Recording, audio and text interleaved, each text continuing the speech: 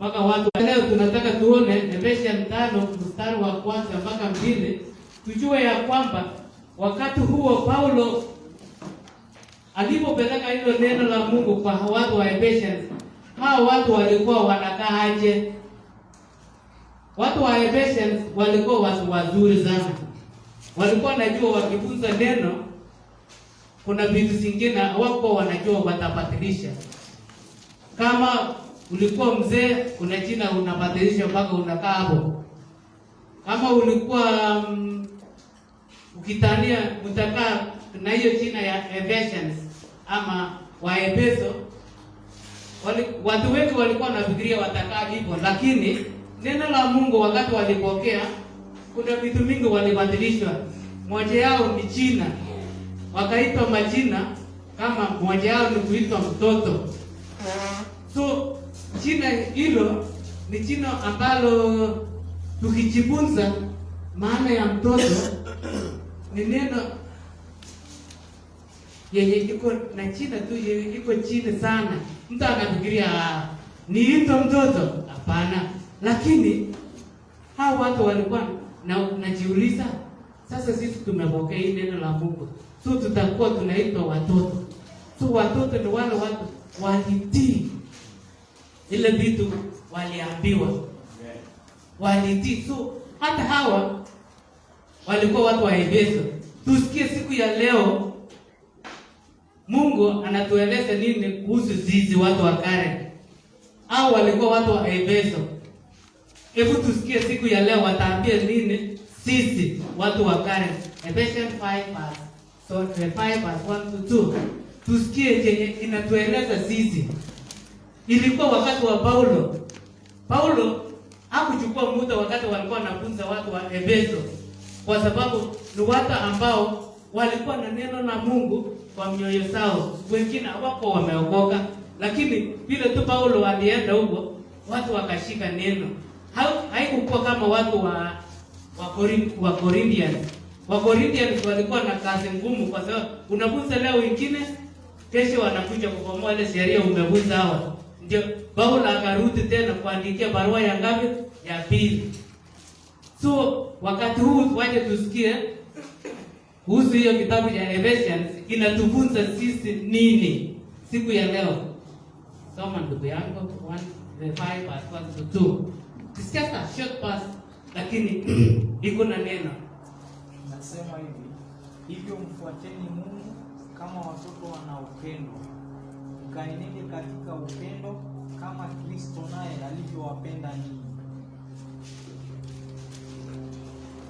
Nasema ya kwamba hivyo mfuateni Mungu kama watoto wanaopendwa, mkaenende katika Kristo kama Kristo naye alivyowapenda ninyi, tena akajitoa kwa ajili yetu sadaka na dhabihu kwa Mungu kuwa harufu ya manukato.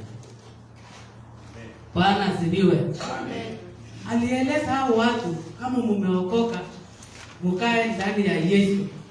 Mupendane, mkae ndani ya Yesu, lakini kati ya hayo yote muweke upendo katikati yetu katika jina la Yesu. Hiyo tunashukuru hilo basi, kwa sababu sisi yenye tunaendelea kufanya hapa tunafanya ushirika ya Mungu, lakini Mungu akatukutanisha sisi wote na akatuweka tuwe watoto ambao wanatii. Unajua mtoto yule mtu ukifunza kitu anatii. So Paulo aliyekuwa anaeleza hao watu alikuwa anashukuru hao, kwa sababu bila walipokea hiyo neno wakaona hao watu ni watu wameokoka. So wakaeleza ile kitu imebaki. Nyinyi imebaki tu nyinyi muite jina moja, na hiyo jina ni ya kukua mtoto. So tunataka tusikie tena, hebu turudi. Kuna wanafunzi wa Yesu walikuwa wanatembea na Yesu. Wengi walikuwa naona ile kazi Yesu amefanya ni kila mtu amepata, kama ni sema kila mtu alipita mtihani. So wakajiuliza, sasa kama sisi wote tumepita mtihani, wakati wa grade tuseme nani atakuwa namba 1, namba 2, namba 3, itakuwaje? Mmoja yao akauliza Yesu, Ndugu yangu, utaangalia kitabu cha Mathayo. Tafadhali, heri kila mtu kuwa na Biblia. Hii ni wakati, unajua hii ni kesi kati ya Mungu na mwenye mahali tumetoka sisi. So ni mzuri mtu usikie vile kesi yako ilikatwa mpaka mahali huko sahihi katika jina la Yesu. Basi Matthew 18 verse 1 to 5. Tusikie huyo mwanafunzi aliuliza Yesu, hii kazi yote ni nani ataitwa the greatest person, ama mtu mwenye amepita hiyo mtihani atakuwa nani? So tusikie vile Yesu aliambia hao wanafunzi kati ya hao watu wenye walikuwa wamekusanyika. So hata siku ya leo tusikie itatueleza sisi nini. Soma ndugu yangu 18 verse 1 to 5. Matthew chapter 18 verse 1. Nasema ya kwamba saa ile wanafunzi wakamwendea Yesu wakisema, ni nani basi aliye mkuu katika ufalme wa mbinguni? Akaita mtoto mmoja akamweka katikati yao, akasema, nami nawaambia, msipookoka na kuwa kama vitoto, hamtaingia kamwe katika ufalme wa mbinguni. Basi yeyote ajinyenyekeshaye mwenyewe kama mtoto huyo ndiye aliye mkuu katika ufalme wa mbinguni. Na yeyote atakayempokea mtoto mmoja mfano wa huyu kwa jina langu, anipokea mimi. Amen. Bwana asifiwe. Amen. Sasa kama sisi tumeokoka na bado tunajiuliza nani atakuwa the greatest person, lakini Mungu akatueleza mtu yoyote mwenye atajinyenyekea kama huyo mtoto, alisimamisha mtoto. Sasa hiyo jina mtoto bado tena inatupeleka kwa huko kwa Ephesians. Mtoto ni yule mtu ukifunza kitu ataanza kushika. Wakati ameanza kushika hizo neno, anaanza kutii sheria, kwa sababu ukifunza kitu lazima kuna sheria. Sasa hiyo sheria, neno la Mungu haitaki gerere. Tafadhali. Amen. Kwa sababu inamaanisha hao watoto ndio ukifunza kitu wanakaa very humble, innocent people.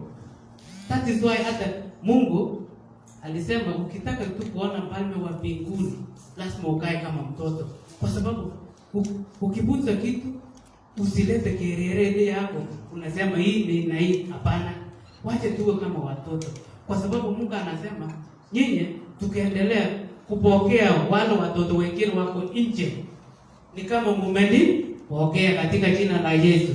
So tumesikia siku ya leo hilo neno inatueleza sisi, hebu turudi nyuma tena tujue ya kwamba hii neno la Mungu haitaki tuongeze vitu vingine.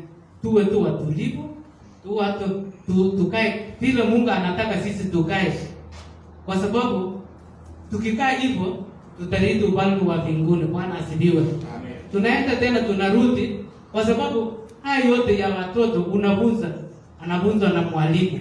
So mwalimu akifunza lazima tutii vile mwalimu inatufunza, kwa sababu huyo mwalimu siku ya judgment yake haitakuwa rahisi kama ya wale wengine. Si hivyo? Sisi tunajua. So hata siku ya leo tunashukuru pastor wetu alikuwa anatufunza. So tunataka kujua ya kwamba leo yale pastor huwa anatufunza lazima tufanye nini. Hebu tuangalie kitabu cha Proverbs 2 verse 1 to 2. Hiyo 2 mstari wa kwanza mpaka 2. Tusikie hii neno la Mungu inafaa tukishika lazima tuwe watu werevu. We must be very very very very wise, kwa sababu ukikosa kukuwa wise ni kama hii neno itakaa hapo juu tu hivi, itachukuliwa. So you must be very wise, ufiche mahali inatakikana. soma ndugu yangu, tujue ya kwamba inatufunza nini siku ya leo. Ni nini tutasikia kwa hapo, kwa sababu hii neno ni neno ambalo tunapaswa tusikie vile tunaambiwa. Wakati tunapoendelea tunajua sheria ya hii neno inakaaje katika jina la Yesu. Mstari wa kwanza mpaka 2 inasema hivi: mwanangu, kama ukiyakubali maneno yangu na kuyaweka akiba maagizo yangu, hata ukatega sikio lako kusikia hekima, ukauelekeza moyo wako upate ufahamu. Bwana asifiwe. Amen. Inatueleza kama hii neno tukifunza, lazima we must understand.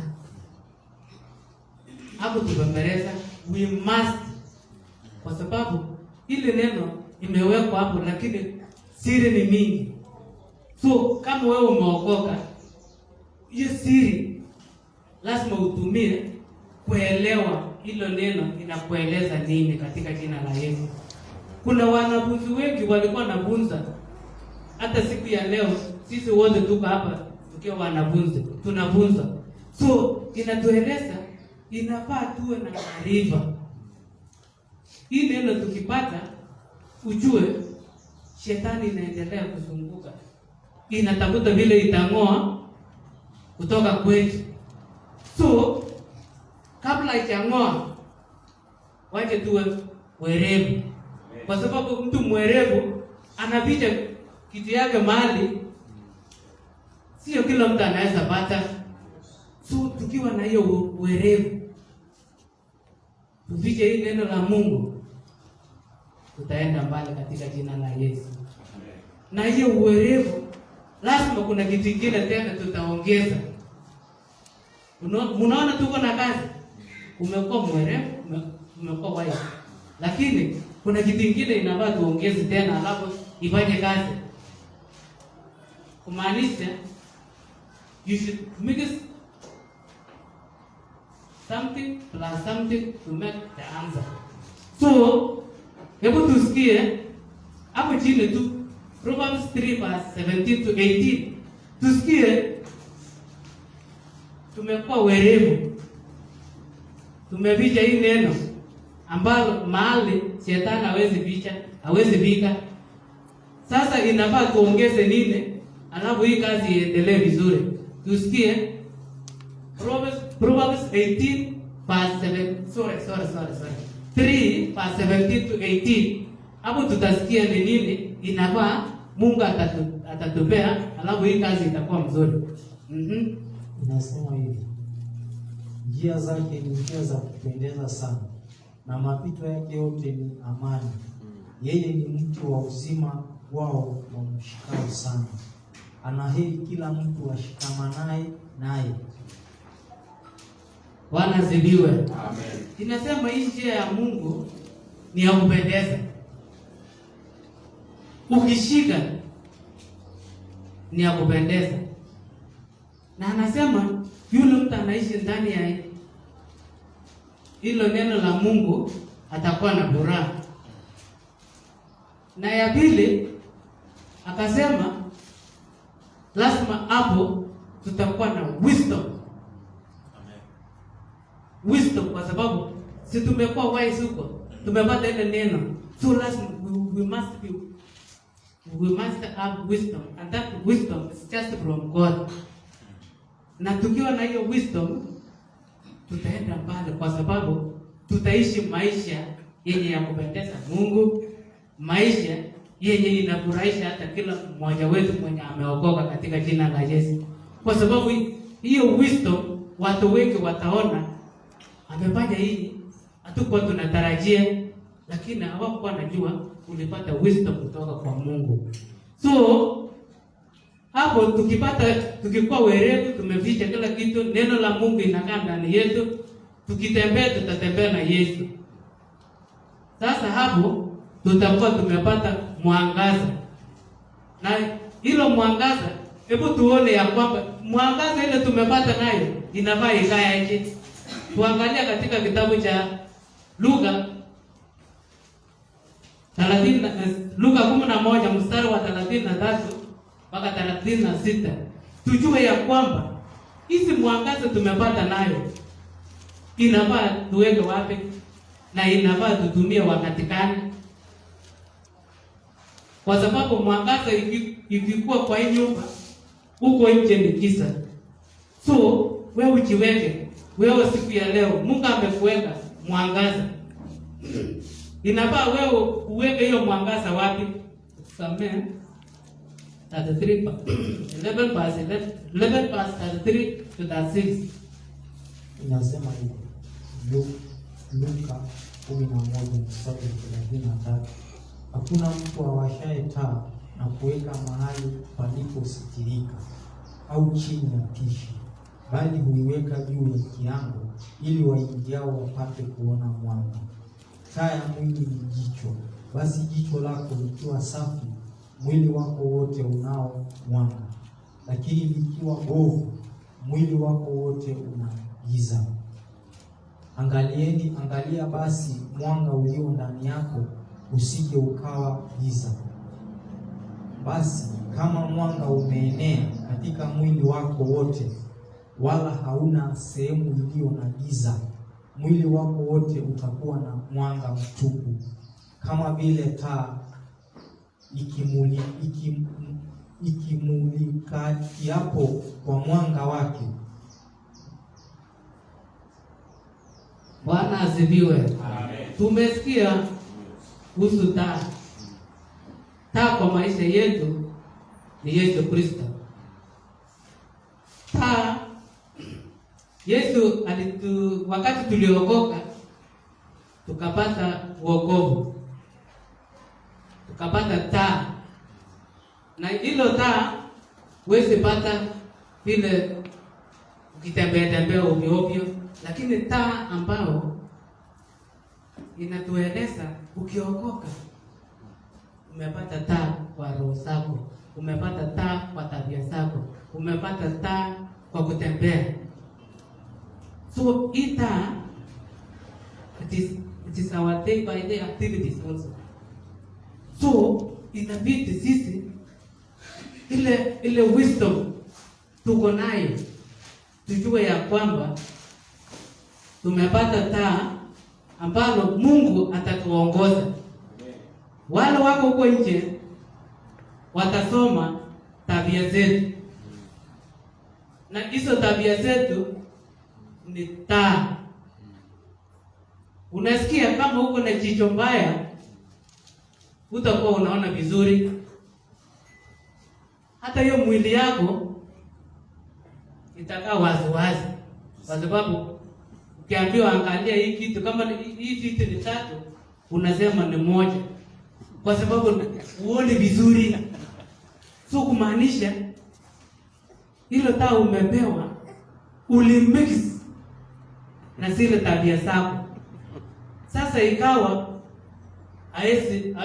hawezi toa mwangaza vizuri because umechanganya na vitu zingine. Bwana Yesu asifiwe. So inatufunza vile tumeokoka, tujaribu vile Mungu ametueleza, tuwe na hiyo maarifa. Tabia zetu wachi tupe Mungu atuongoze, kwa sababu hatutaweza, ni Mungu itatuongoza. Kwa sababu unaweza kuwa na tabia mzuri lakini huko ndani kuna chuki. Tena sasa hiyo ile taa tena haitafanya vizuri, kwa sababu imevichwa na nini? Na chuki. Kidogo unaweza kuwa unafikiria uko na taa mzuri, lakini uko ndani hata kuku ya jirani ikiingia boma yako, ile kitu tu ilikuwa panda kwa roho yako ni ile chuki tu, unaanza kumwaga nje. So unaona ile jirani hapo huko nje ataona hiyo taa yako haina baita.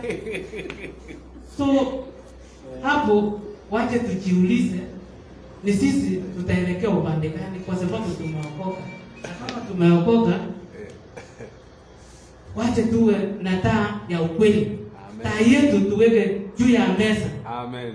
Kila mtu akitembea ataona, katika jina la Yesu. Amen. na hiyo ni tabia zetu. Hiyo ni taa ambao tumepanda kwa roho zetu. Tukiweka inatembea kwa kila mahali, hiyo tutasema Mungu ametusaidia, Mungu tumepokea Mungu na anatuongoza kwa tabia zetu katika jina la Yesu. So tukiwa na hii taa, wache tuangalie kuna vitu inafaa tuwe nayo. Tuangalia kitabu cha 1 Peter verse 1. 1 Peter 1 verse 13 to 15. Inafaa tusanye nini kwa akili zetu? Sisi tumejisanya hapa. Biblia inatueleza tuwe tunakaa aje.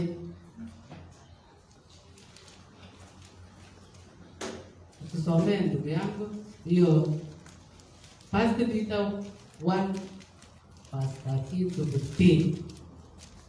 Tusikie ni Mungu yeye Peter inatuambia nini sisi siku ya leo. Nasema hivi. 1 Peter chapter 1 verse 13.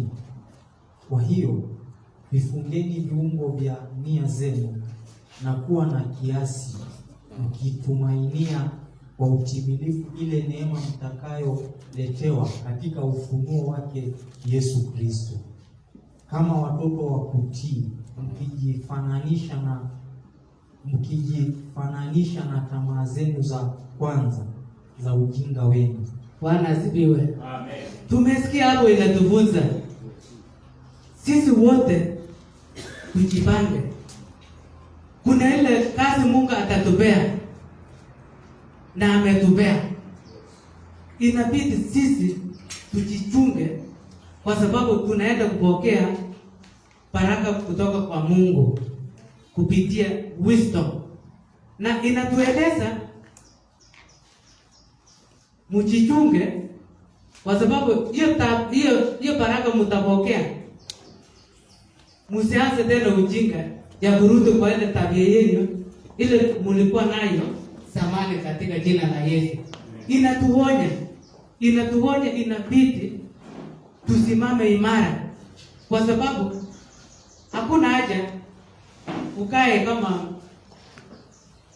ng'ombe ukilisha yeye mahali kuna nyasi, alafu utoe mahali alikuwa nakula vizuri, ukipeleka mahali ingine haitakuwa na nyasi. Inakaa siku moja mpaka anafikiria huko mahali nilikuwa nakula vizuri, inabidi nirudi huko. Sasa hiyo ni tabia ya hiyo ng'ombe, kwa sababu huko alikuwa nakula vizuri.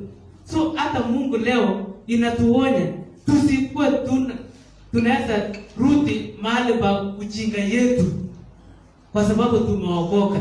Tulikuwa na ujinga wakati tulikuwa na tabia zetu, chuki, nini ile kila kitu ile haikuwa inapendeza Mungu. Hiyo inaitwa ujinga. Hiyo inaitwa ujinga. So inatuonya tusikuwe inapikanga kiwango tunaanza kurudisha ile akili tuko nayo, ile tumesonga mbele, tunarudi tena mahali tulikuwa. Na hiyo ni ombi yenye kitabu cha Peter ilikuwa inatueleza.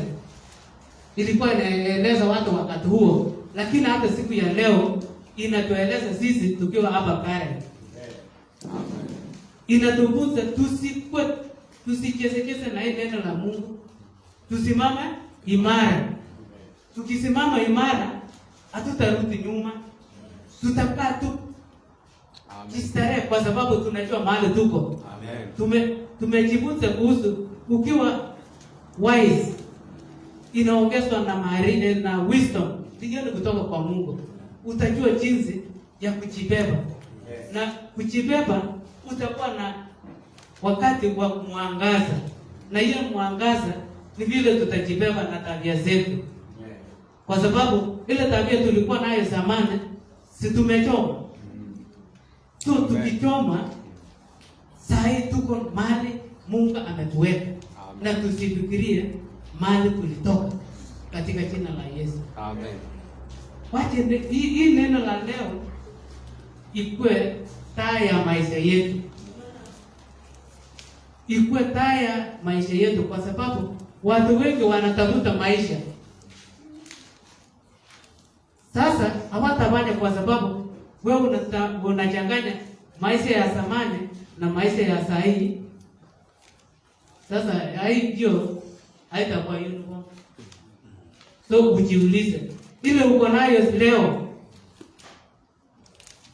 ni ile Mungu amekupea katika jina la Yesu.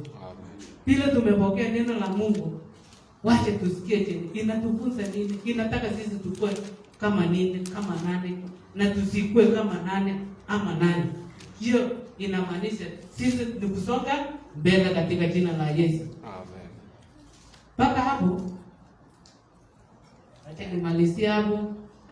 Inaalika worship group, na siku ya leo tunashukuru Mungu amenena pamoja na sisi, na tunaomba yale tumepanda kwa mioyo yetu iendelee katika jina la Yesu. Amen.